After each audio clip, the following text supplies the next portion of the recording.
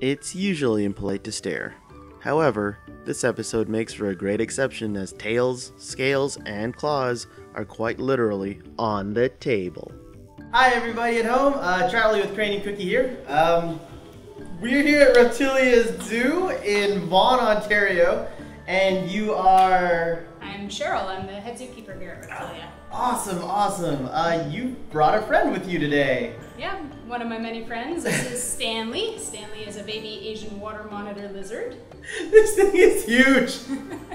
Oh, they are the longest species ever recorded. And of course, the big lizard that pops in everybody's mind is the Komodo dragon, which does get to be a much heavier species and, on average, a longer species. But this guy's been recorded even longer than the Komodo. Biggest one ever found was 10.5 feet. What do these guys eat? These guys are strictly carnivores, and the rule is if it fits, they will eat it. So in the wild, mostly what they're going to be eating is different types of invertebrates, seafood, but if they can manage to find a nest of eggs, if they can manage to find frogs, small lizards, snakes, mammals, birds, they will eat it. So what countries is this guy found in? Many. He's found throughout Southeast Asia, Malaysia, Indonesia.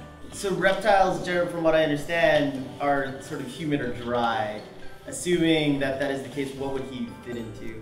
Definitely more humid. They are called an Asian water monitor for a good reason. They do like the water and they do swim there. They do find food in those sort of areas, so you will usually find them around big bodies of water. How long do these guys live for?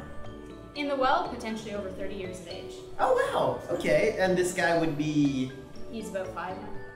Well, the other cool thing about monitors is how intelligent they are. Often intelligence isn't something really thought about with reptiles in general, but these are an active foraging predator. They spend much of their time on the go, so they're very alert, very observant, very active in comparison to a lot of other reptile species. So that caters to sort of a very strong intelligence too. So is this guy venomous? Technically, yes, he is. Okay. That being said, he was to bite you. If he was to bite you, you'd be a lot more worried about the damage the teeth did than any effect of the venom. The venom is a mild anticoagulant, so you bleed a little bit more than from a regular cut, but it's not like getting bit by a rattlesnake or a cobra. Okay. Wow, I thought I knew the answer to that question before I asked it, and I was totally wrong. Are all monitors venomous? Yes, in fact, a large percentage of lizards are technically venomous. Oh wow, but only a small amount can kill people, if I'm not. As far as lizards go, the most venomous are typically considered to be the Gila monster and the beaded lizard, which cause you a lot of pain and grief, but isn't considered fatal. Ever had an encounter with one of those? Yeah, we have one here. You can come visit one at Reptilia.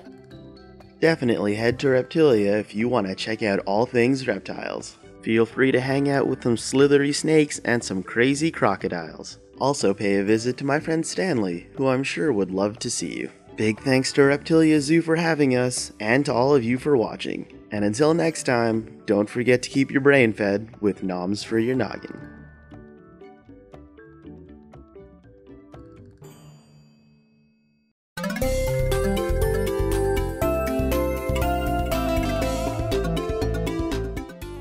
If you like what we do here at Cranium Cookie and would like to help us make more, look for the link in the description box to consider supporting future episodes.